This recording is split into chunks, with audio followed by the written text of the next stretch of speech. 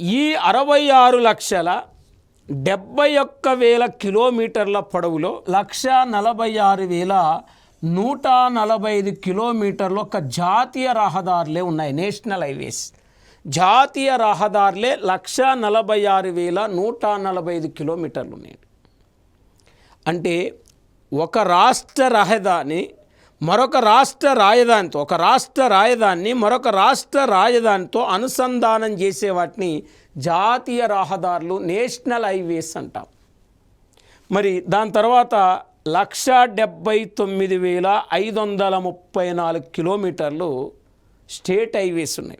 1,79,534 కిలోమీటర్లు అంటే రాష్ట్ర రహదారులు ఉన్నాయి. అంటే భారతదేశంలో ఎక్కువగా జాతీయ రహదారులు ఉన్నాయా, రాష్ట్ర రహదారులు ఉన్నాయా, మరి జిల్లా రహదారులు ఉన్నాయా, గ్రామీణ రహదారులు ఉన్నాయా అంటే గ్రామీణ రహదారులే భారతదేశంలో ఎక్కువ విస్తరించి ఉన్నాయి.